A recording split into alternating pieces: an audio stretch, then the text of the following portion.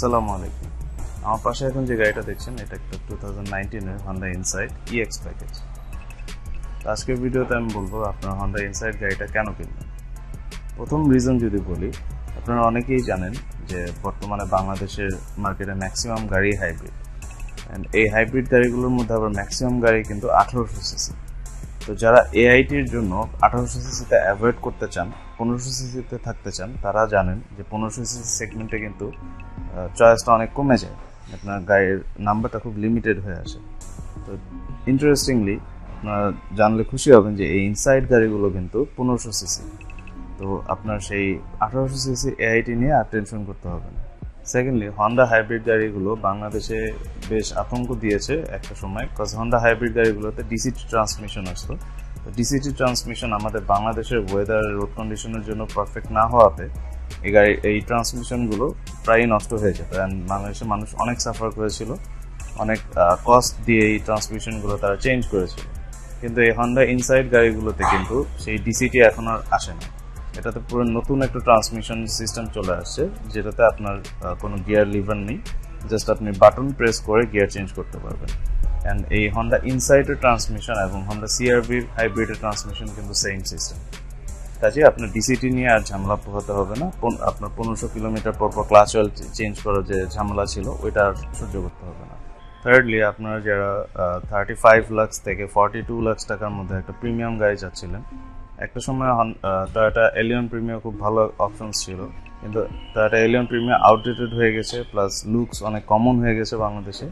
তো যারা একটু প্রিমিয়াম সেগমেন্টের গাড়ি বা প্রিমিয়াম আউটলুকের গাড়ি চাচ্ছিলেন এই বাজেট রেঞ্জে, ইনসাইট কিন্তু খুব ভালো একটা অপশন। এই গাড়িগুলো সিটির ভিতরে মাইলেজ অলমোস্ট পিয়াসের মতোই দেয়, 14 থেকে 15 kilometre per litre on an average পাওয়া যায়। হাইওয়েতে আবার পিয়াস এগিয়ে থাকে, কারণ পিয়াসটা অনেক বেশি এয়ারোডাইনামিক অন দ্য ইনসাইডের চেয়ে।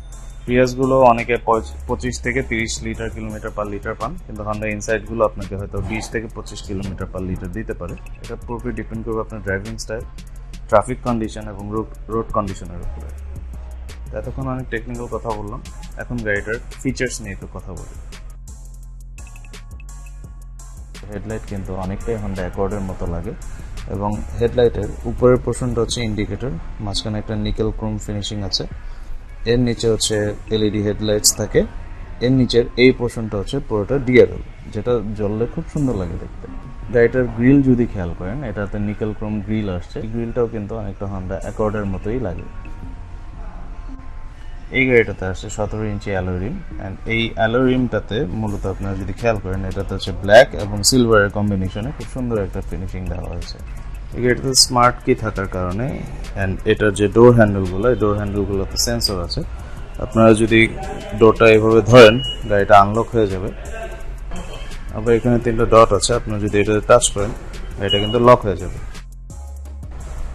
এই গাড়ির পেছনের প্রোফাইলটা যদি খেয়াল করেন, এটা কিন্তু পেছনেও খুব স্টাইলিশ ডিজাইন আছে। এখানে একটা স্পয়লার দেখতে পাচ্ছেন, এই স্পয়লারটা কিন্তু ফাংশনাল, এটা ভর্টেক্স জেনারেট করতে সক্ষম। এবং এটা যে টেল লাইট দেখছেন, টেল লাইটটাও কিন্তু এলইডি, এবং টেল লাইটের উপরের পোর্শনে যে ইন্ডিকেটরটা দেখছেন, ইন্ডিকেটরটা কিন্তু রেগুলার বাল্ব, ওটা এলইডি না, বাট যে লাল পোর্শনটুকু পুরোটাই এলইডি। এই গাড়িটার পেছনের বাম্পারেও কিন্তু একটা ক্রোম ফিনিশ আছে, দেখতে খুবই অ্যাট্রাকটিভ লাগে।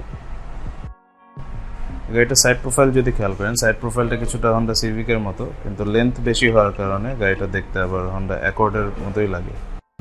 এটা ট্রাঙ্ক স্পেসটাও কিন্তু ম্যাসিভ, এখানে ইজিলি আপনার বড় বড় লাগেজ ক্যারি করতে পারবেন।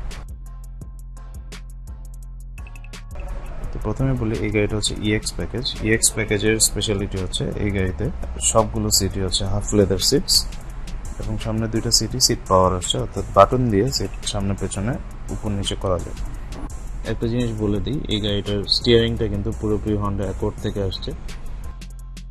এই গাড়িতে মূলত গ্যাদার্সি সাউন্ড সিস্টেম আসছে এবং ইনফোটেনমেন্ট প্লেয়ার আসছে, যেটা খুবই প্রিমিয়াম। এটাতে ডুয়াল জোন ক্লাইমেট কন্ট্রোল আসছে, অর্থাৎ এটা প্যাসেঞ্জার সাইড এবং ড্রাইভার সাইড থেকে আলাদাভাবে টেম্পারেচার অ্যাডজাস্ট করতে পারবে। এই গাড়ির ক্যাবিন স্পেস মাশাআল্লাহ অনেক বেশি। আপনার গাড়ি যদি শফার ড্রিভেনও হয়, অর্থাৎ ড্রাইভার চালায়, তারপরেও কিন্তু পেছনে খুব একজন লম্বা মানুষ খুব আরাম করে বসতে পারবে। এই গাড়িটাতে পেছনেও কিন্তু এসি ভেন্ট আছে। হন্ডা ইনসাইটের সেফটি ফিচার্স নিয়ে যদি কথা বলি, প্রথমে আপনারা খেয়াল করবেন এই গাড়িটার সামনে কিন্তু পার্কিং সেন্সর আছে, দেন এটাতে হন্ডা সেন্সিং আছে, অ্যান্ড হন্ডা সেন্সিং আপনার প্রিক্রাশ বা অটোনোমাস ব্রেকিং পাচ্ছেন, যে গাড়ি যদি ইমার্জেন্সি ব্রেক করতে হয় সেক্ষেত্রে ইমার্জেন্সি ব্রেক করবে। দেন আপনারা লেন কিপ অ্যাসিস্ট পাচ্ছেন। আর এই গাড়িটার আরেকটা ইন্টারেস্টিং ফ্যাক্ট হচ্ছে এটার যে বনেটটা, এই বনেট কিন্তু যখন আল্লাহ না করুক যদি অ্যাক্সিডেন্ট হয় পেছন থেকে এভাবে উঠে যাবে। এটা উঠে যাওয়ার রিজনটা হচ্ছে যেন আপনাকে ডিরেক্ট এই উইন্ডশিল্ডটাতে হিট না করে, আপনি যেন ভিতরে প্রোটেক্টেড থাকেন। এটা একটা খুবই ইন্টারেস্টিং ফিচার, এটার ছবি আমি অ্যাটাচ করে দিব, আপনার ভিডিওতে দেখতে পারবেন। অ্যান্ড এই হন্ডা গাড়ির ইন্টেরিয়রে কিন্তু অনেকগুলো এয়ারব্যাগ থাকে, সামনে 2টা এয়ারব্যাগ থাকে, 2টা সিটে, সামনে 2টা সিটে এয়ারব্যাগ থাকে, 2 সাইডে যে সাইড কার্টেনে এয়ারব্যাগ থাকে। এখন জাপানিজ অনেকগুলো প্রিমিয়াম সেগমেন্টের গাড়িতে কিন্তু ভিতরে হাফ লেদার সিট আসে, আপনারা অনেকে এই সিট প্রোটেকশনের জন্য সিট কভার করে থাকেন, কিন্তু সিট কভার করলে যেটা হয় যে গাড়িতে যে সামনের 2 সিটে যে এয়ারব্যাগগুলো আছে এগুলো কিন্তু তখন ইনফ্লেট হতে পারবে না। আপনি যে সিট কভার লাগাচ্ছেন ওই সিট কভারের মধ্যে এগুলো লেগে থাকবে, তো প্রপারলি ইনফ্লেট হবে না। আর সবচেয়ে বড় কথা হচ্ছে আপনি যে সিট কভারগুলো প্রোটেক্ট করতে চাচ্ছেন, অর্থাৎ জাপানিজ যে অরিজিনাল লেদারটা আপনারা প্রোটেক্ট করতে চাচ্ছেন, এটা কিন্তু আলটিমেটলি আরও নষ্ট হয়ে যাবে। আপনারা যখন এটার উপর একটা সিট কভার লাগাচ্ছেন ওই সিট কভারটাতে কিন্তু মোল্ড চলে আসবে, এটার যে টেক্সচার আছে টেক্সচারটা নষ্ট হয়ে যাবে, এটার কোয়ালিটি নষ্ট হয়ে যাবে। সো আলটিমেটলি আপনি প্রোটেক্ট করতেছেন না, আপনি ওটা নষ্ট করতেছেন। এই কারণে আমি রিকমেন্ড করি যে গাড়িতে যদি হাফ লেদার সিট আসে, হাফ লেদার সিটের উপরে সিট কভার করার দরকার নেই, বা ফুল লেদার সিটও যদি আসে সিট কভার করার কোনো দরকার নেই। তো আজকে আমার সামনে যেই ইনসাইড গাড়িটা আছে এটা কিন্তু অ্যাভেলেবল ফর বুকিং। এই গাড়িটা হচ্ছে অকশন গ্রেড হচ্ছে 4, মাইলেজ হচ্ছে 53,000 কিলোমিটার। আপনারা যদি বুকিং করতে চান গাড়িটা দেখতে শোরুমে চলে আসতে পারেন। আসসালামু আলাইকুম।